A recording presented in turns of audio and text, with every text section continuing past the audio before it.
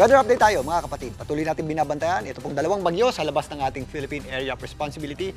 Ang mas malayo dyan, ito pong Tropical Storm Crosa. Well, ang Typhoon Crosa na nasa huling namata ng pag-asa sa around 2,455 kilometers east ng extreme northern Luzon.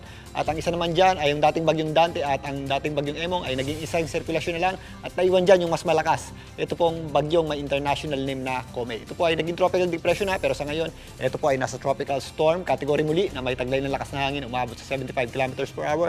Malapit sa kanyang gitna at kung minsan may mga pagbugsong umabot sa 90 kilometers per hour. Ito pong dalawang bagyo na ito ay hindi natin inaasahang makaapekto sa anumang bahagi ng ating bansa at pumasok sa loob ng ating Philippine Area of Responsibility.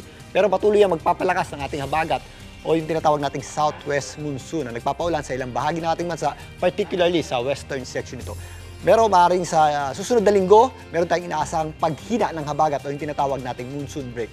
Abangan natin yan. Pero sa kasalukuyan, meron pa rin tayong posibleng malalakas na pag-ulan.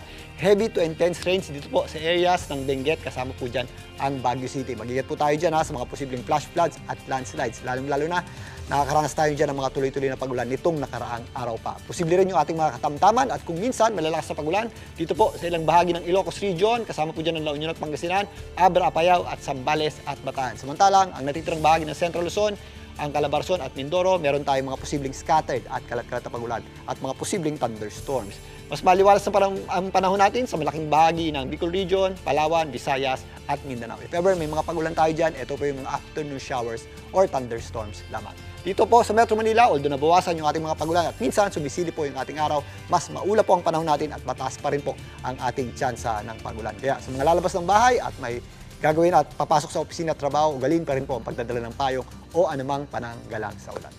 At yan po muna latest sa ating lagay ng panahon. Muli ako po ang inyong weather frontliner, Alvin Pura, na lagi may panahon para sa iyo. Mga kapatid, Julius Babaw po. Para sa komprehensibo at makabuluhang balitaan at talakayan, mag-follow at mag-subscribe na sa social media pages ng News 5.